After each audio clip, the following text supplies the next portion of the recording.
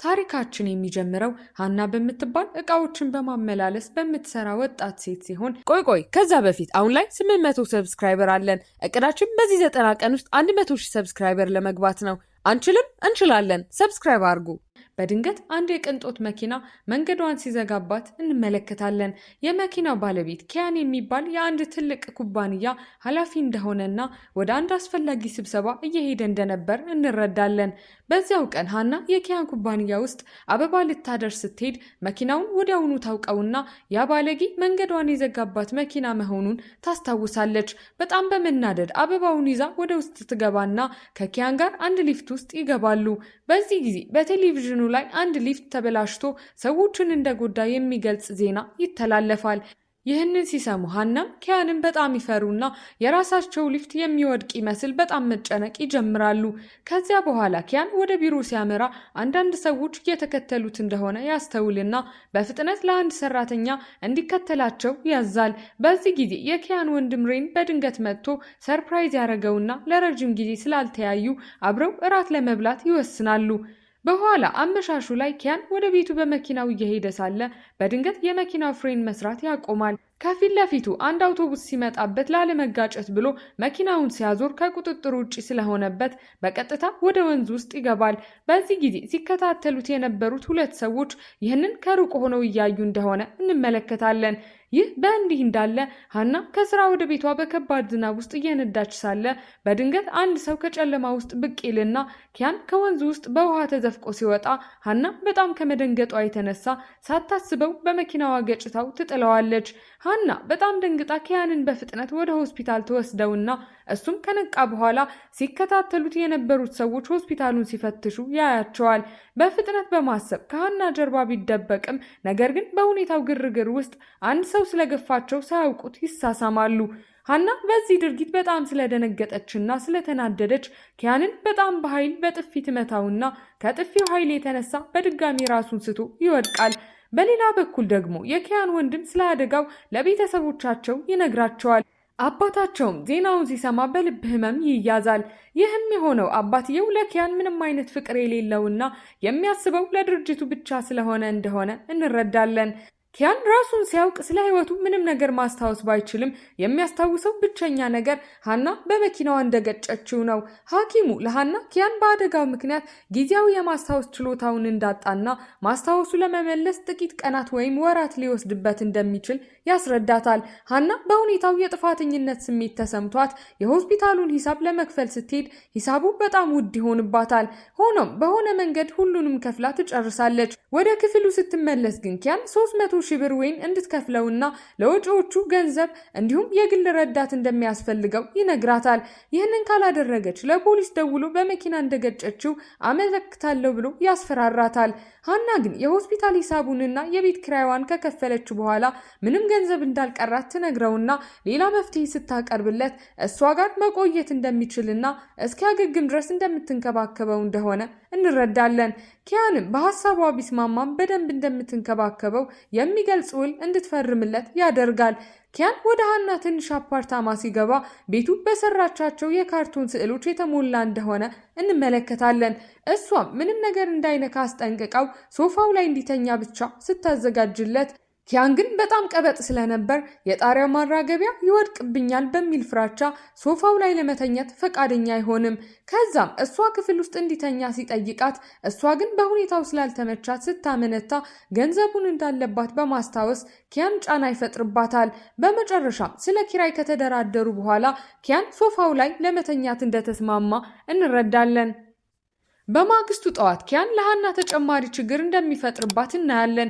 ምክንያቱም ብዙ ውድ ዕቃዎችን በኦንላይን አዞ ሁሉንም በሷ ስም እንዳስከፈላት ስለምትረዳ ነው።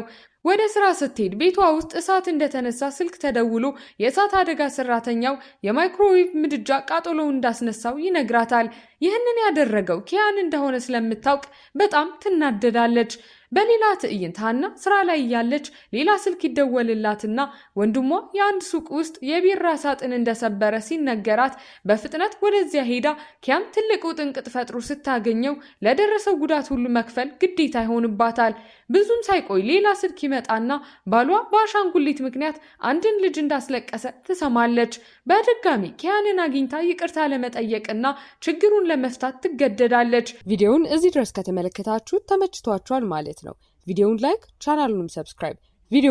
ቻናሉንም ሰብስክራይብ ማድረግ እንዳይረሳ እንላለን። ወደ ታሪካችን በዚያ ምሽት ሀና በኪያን ድርጊቶች ተዳክማ ሳለ ወንድሟ እንዳጠፋ የሚገልጽ ስልክ ሲደወልላት በፍጥነት ወደ ቤቷ ትመለስና ኪያንን እዛው ቁጭ ብሎ ስታገኘው በጣም ከመናደዷ የተነሳ ልትመታው ትሞክራለች። ኪያን ግን በእርጋታ አትምቺኝ አለዚያ ፖሊስ እጠራለሁ ሲላት ሀና የሂሳብ ደብተሯን አውጥታ ያስወጣትን ገንዘብ ሁሉ ከ300,000 ብር ወይን እዳዋ ላይ መቀነስ እንደጀመረች እንመለከታለን። ከመተኛቷ በፊት ውድ የሆነውን የቴሌቪዥን ሪሞት አጠቃቀም ልታስረዳውና ማብሪያና ማጥፊያ ቁልፎችን ብቻ እንዲነካ ስትነግረው ከትንሽ ቆይታ በኋላ ግን ኪያን ከመታጠቢያ ቤት ሆኖ ሲጮህ ትሰማለች። እየሮጠች ስትገባ በአንዲት ትንሽ በረሮ በጣም ሲደነግጥ ታገኘዋለች። ሀናም በቀላሉ ረግጣ ትገድላታለች። ከዚያም ቤቷ እኩለ ሌሊት ላይ በበረሮዎች የተሞላ እንደሆነ ነግራ ታሾፍበታለች። ይህም ኪያንን በጣም ስለሚያስፈራው ሌሊቱን ሙሉ መተኛት አይችልም። በማግስቱ ጠዋት የበረሮ መድኃኒት ለመግዛት ወደ ገበያ ሲሄዱ ኪያን በጣም ውዱን እንዲገዙ አጥብቆ ሲጠይቃት እናያለን። በመንገድ ላይ ሀና የጠፋ ውሻ ፖስተር ስታይ አንድ ሀሳብ ብልጭ ይልላታል። የጠፋው ሰው ፖስተር ለመስራት የኪያንን ፎቶ ማንሳት ስትጀምር ይህንን ያየው ኪያን ስልኳን ቀምቶ ፎቶዎችን መሰረዝ ይጀምራል። በስልኩ ሲታገሉ ሚዛናቸውን ስተው በጣም ተቀራርበው ይወድቃሉ። በድንገት መብራት ሲጠፋ በጨለማ ውስጥ ኪያን የሀና እጅ ላይ ያለውን አምባር ሲያስተውል ወንድሟ ለድፍረት እንደሰጣት ስታስረዳው እንሰማለን። በኋላ ላይ የጥርስ ብሩሽ እንደጠፋባት ስታውቅ ኪያን ሳያስበው ሽንት ቤት ውስጥ እንደጣለው ይነግራታል። በቀጣዩ ትዕይንት ሀና እቃ እያደረሰች ሳለ ታራ ከምትባል ሀብታምና ባለጌ የድሮ የክፍል ጓደኛዋ ጋር ስትገናኝ ታራ አልባሽ በመሆኗ ስትሳለቅባት እንመለከታለን። ሀናም በጣም ተናዳ መጠጥ በመድፋት ስታስጠነቅቃት ለራሷ ትከላከላለች። ይህ በእንዲህ እንዳለ አፓርታማ ውስጥ ኪያን የውሃ ቧንቧ ክፍት ትቶት ቤቱን በሙሉ አጥለቅልቆት እናያለን። ሀና ወደ ቤት ስትመለስ በጣም ብደነግጥም ኪያን ፈርቶ ዝም ብሎ ስታየው ራሷን ታረጋጋለች። ጫጫታውን እንዳይሰማ የጆሮ ማዳመጫ አድርጋለት ውሃውን ብቻዋን ማጽዳት ትጀምራለች።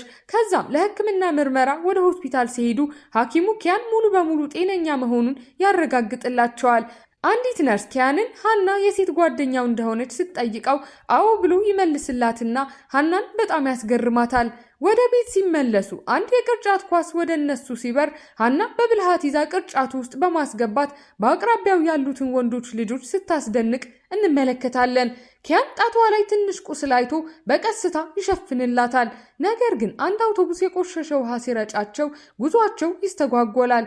ቤት ውስጥ ኪያን ገንዳ ውስጥ ለመግባት እርዳታ ሲጠይቅ ሀና ትረዳዋለች። ነገር ግን ልትወጣ ስትል ተንሸራታ በቀጥታ ገንዳ ውስጥ ከሱ ጋር ትወድቃለች። ይህም በጣም አሳፋሪ ጊዜ እንደነበር እንረዳለን። በኋላ ላይ ምግብ እየበሉ ሳለ ኪያን ልብስ ሳያደርግ ያየችው አሁንም እንደሚያናደው ይነግራታል። እሷ ግን እጇን ስቦ እንድትወድቅ ያደረጋት እሱ መሆኑን ትከራከረዋለች። በዚያች ሌሊት በመነሳሳት ስላስቂኙ የገንዳ ክስተት ኮሚክ ትስላለች። በማግስቱ ኪያን ኮምፒውተሯን ተጠቅሞ የሳለችውን ኮሚክ ሲያገኝ በጣም የተደሰተ ይመስላል።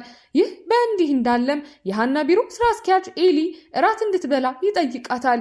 እሷም ትስማማለች። ከራት በኋላ ቤቷ አድርሷት የአበባ እቅፍ ሲሰጣትና ለመጀመሪያ ጊዜ ሲያያት ጀምሮ በፍቅር እንደወደቀ ሲነግራት ሀና በትህትና ፍቅረኛ እንዳላት በመንገር ጥያቄውን ውድቅ ታደርጋለች። ቤት ውስጥ ኪያን አበቦቹን ሲያይ ቅናት ይሰማውና ስለተጨነቀ በድጋሚ እንደዚህ አምሽታ እንዳትመጣ ያስጠነቅቃታል። በሌላ የከተማው ክፍል የኪያን ጓደኛ ጁና ክለብ ውስጥ በአንድ ሰው ስትንገላታ በድንገት የኪያን ወንድም ሬም ብቅ ብሎ እንደሚያድናት እንመለከታለን። በማግስቱ ኪያን ለሀና 2 የፊልም ቲኬቶች እንዳሸነፈ ነግሮ አብራው እንድትሄድ ይጠይቃታል። እሷም ብትስማማም ስራ ላይ ትዘገያለች።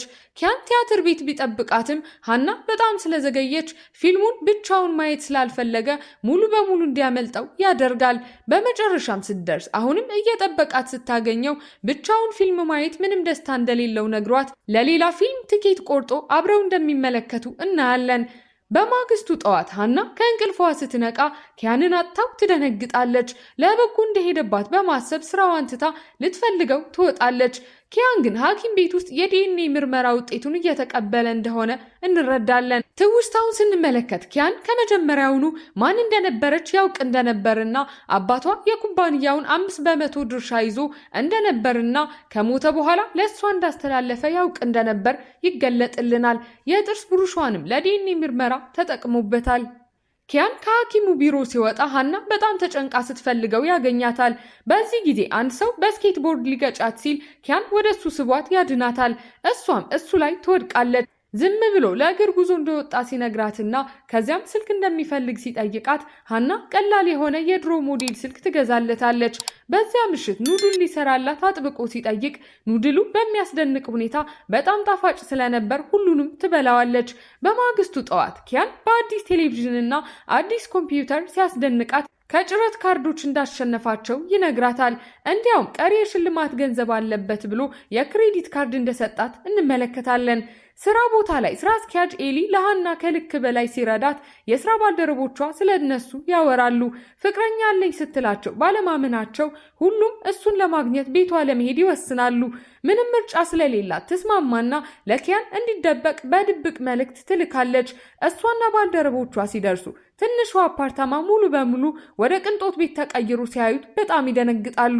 ኪያንም 3 ሰዎች እንደ አገልጋይ ሆነውለት እንደ ንጉስ ተቀምጦ ያገኙታል። ሁሉም በተለይም ስራ አስኪያጅ ኤሊ በጣም ከመቅናቱ የተነሳ ምንም መናገር አልቻለም። በቅንጦት ራቱ ወቅት ኪያን ለሁሉም ውድ ሽቶ በስጦታ ይሰጣቸዋል። ጓደኞቿ ከሄዱ በኋላ ሀና ይህንን ሁሉ እንዴት እንዳደረገው ስትጠይቀው እሱም በቀላሉ የእሷን ክሬዲት ካርድ እንደተጠቀመ ሲነግራት እንሰማለን። በኋላም በብዕር በታብሌት ላይ እንዴት መሳል እንደምትችል ያስተምራታል። በቀጣዩ ትዕይንት አንዲት ልጅ ወደ አፓርታማው ስትገባ እሷም የሃና ባለጌ የክፍል ጓደኛ ታራ መሆኗን እናያለን። ኪያን ወንበሯ ላይ አስሯት ሌባ እንደገባ ለሃና መልእክት ይልካል። ሃና በፍጥነት ወደ ቤት መታ አለመግባባቱን ታስተካክላለች። በኋላ ላይ ኪያን ለመታጠብ እርዳታ እንደሚያስፈልገው ሲናገር ይህም ታራን ያስደነግጣታል። ሃና ግን ወደ መታጠቢያ ቤት ትወስደዋለች። የፍቅር ነገር እየሰሩ መስሏት ታራ የመታጠቢያ ቤቱን በር ስትከፍት ምንም ያልተለመደ ነገር አታይም። በማግስቱ ሃና ኪያንን የወላጆቿን ቀልብ ለመሳብ የታራ ፍቅረኛ መስሎ እንዲቀርብ ስትጠይቀው እሱም ይስማማል። የታራ ቤት ውስጥ ኪያን በጣም ተግባቢ ሆኖ በመታየትና ለታራ የተሻለ የወደፊት ተስፋ እንደሚሰጣት ቃል በመግባት ወላጆቿ በቀላሉ ያሳምናል። ከዚያ በኋላ ሃና በጣም ሰክራ ኪያን ወደ ቤት ተሸክሟት መሄድ እንደነበረበት እናያለን። በቀጣዩ ምሽት ቢሮ ውስጥ አምሽታ ስትሰራ የሰከረ ስራ አስኪያጅ ኤሊ ብቅ ብሎ ጥግ ያስይዛታል። በድጋሚ ስሜቱን ሲነግራት ሃና ግን በዚህ ጊዜ ጠበኛ ስለነበር ሸሽታ ክፍሏን ትቆልፋለች። ጨለማ እንደምትፈራ እያወቀ ስራ አስኪያጇ ኤሊ መብራቱን በሙሉ ያጠፋዋል። ሃናም በጣም ፈርታ የእናቷን ቃላት ጎበዝ ሁኚ ስትላት ታስታውሳለች። ስራ አስኪያጅ ኤሊ ወደ ክፍሉ እንደገባ በድንገት ኪያን ብቅ ብሎ ያጠቃዋል። ለሃና ድንጋጤው በጣም ስለበዛባት ራሷን ስታ ትወድቃለች። ኪያን ወደ ቤት ተሸክሟት ይሄድና ከነቃች በኋላ መልእክቶቹን ስላልመለሰችለት ሊፈልጋት እንደመጣ ያስረዳታል። በማግስቱ ስራ አስኪያጅ ኤሊ ከኩባንያው ገንዘብ በመስረቁ እንደተባረረ ትሰማለች። የሰጣትን ስጦታዎች በሙሉ መሳቢያ ውስጥ አግኝታ ወደ ቤት ትወስዳቸዋለች። ስጦታዎቹን ሲያይ ኪያን ትንሽ ቅናት እንደተሰማው እንረዳለን። በማግስቱ ጠዋት በፎቶዎች በተሞላ ኢንቨሎፕ ላይ ተቀራርበው ሊሳሳሙ ትንሽ ሲቀራቸው ኒዮ ከታራ ጋር ይገባል። ኒዮ በጣም ተናዶ ኪያንን በቡጢ ይመታዋል። ሃና ግን ውጊያውን ታስቆማለች። እሷን ለማስደሰት ኪያን ድንገተኛ ስጦታ ያዘጋጅላትና በካርቶኖችና በቀጥታ ሙዚቃ ባስጌጠ ድልድይ ላይ እንድታገኘው መልእክት ይልክላታል። እሷም በጣም ትደሰታለች። ከጥቂት ጊዜ በኋላ የቀድሞ አለቃዋ አዲስ ስራ ሲሰጣት ትቀበላለች። ነገር ግን ችግሩ አላለቀም። ሬን ከስራ በኋላ ያገኛትና ኪያን በጊዜው ደርሶ ያድናታል። ኪያን ሃናን ከሬን ወስዶ ለሁሉም ነገር ይቅርታ ይጠይቃታል። በስሜት ይሳሳማሉ። ይቅር ብላው ቤተሰቡን እንድታገኝ ሲጋብዛት ትስማማለች። በኋላም የሚያምር ሽቶ በስጦታ ይሰጣቸዋል።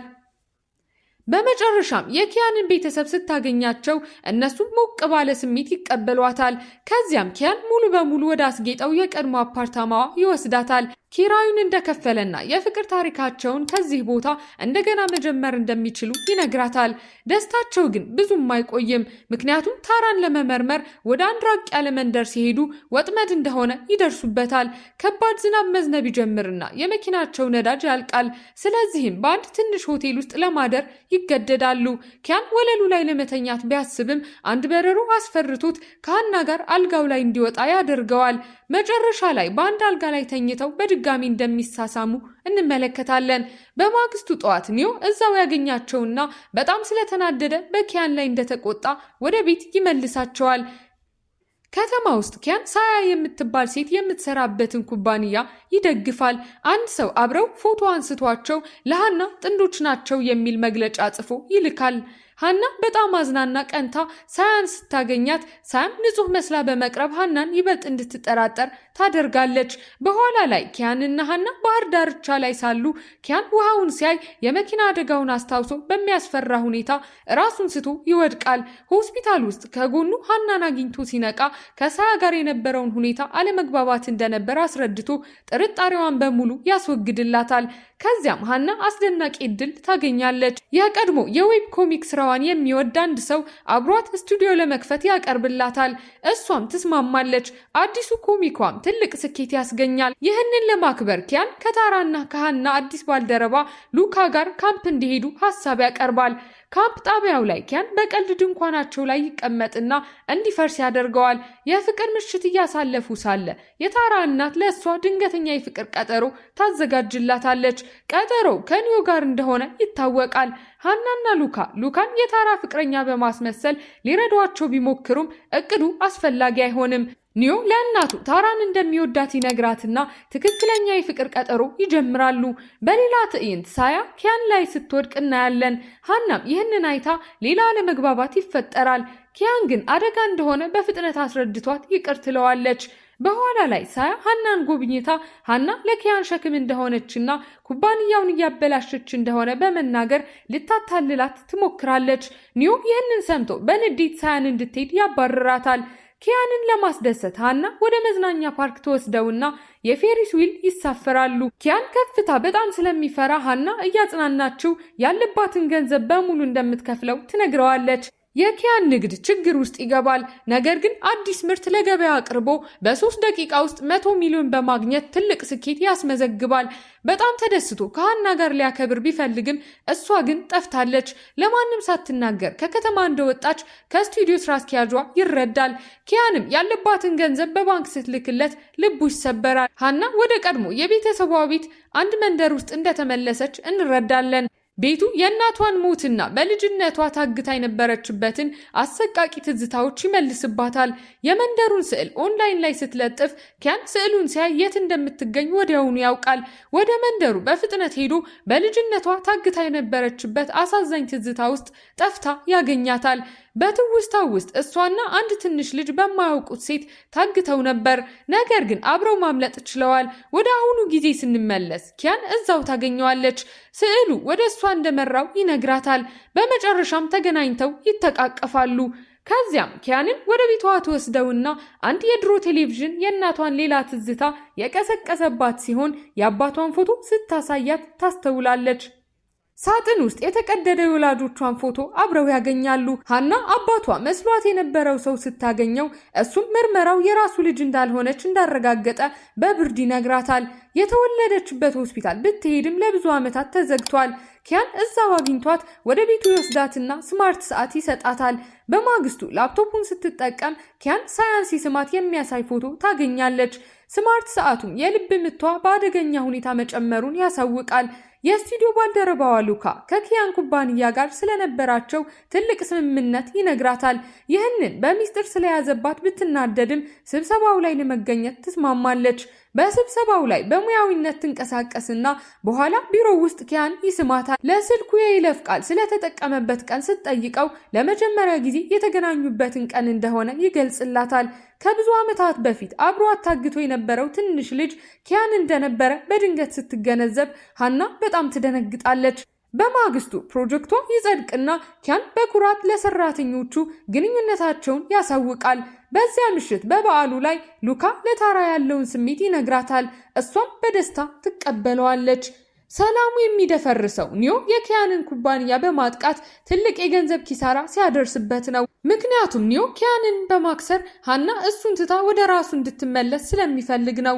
ሃና እንዲያቆም ብትነግረውም እምቢ ይላል። ይህ በእንዲህ እንዳለ ሃና ስለ ቀድሞ ህይወቷ እውነቱን እንድታውቅ የሚረዳት ዶክተር ታገኛለች። አንድ የድምፅ ቀረጻም የአባትነት ምርመራው የደም ናሙናው ከሌላ ሰው ጋር ስለተቀየረ የውሸት እንደነበር ያረጋግጣል። ይህንን እንዳወቀች ኪያን አባቱ ከባድ የልብ ህመም እንደያዘው የሚገልጽ ስልክ ይደወልለታል። ኪያንና ኒዮ በመጨረሻ እውነተኛውን ጠላት ለማጥፋት አብረው ለመስራት ይስማማሉ።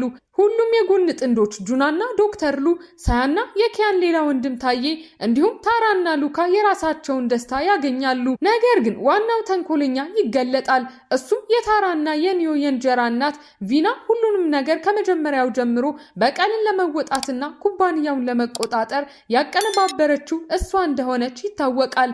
ታራ ሃናን አግታ ኪያንን የኩባንያው ድርሻ እንዲያስረክብ ታስገድደዋለች።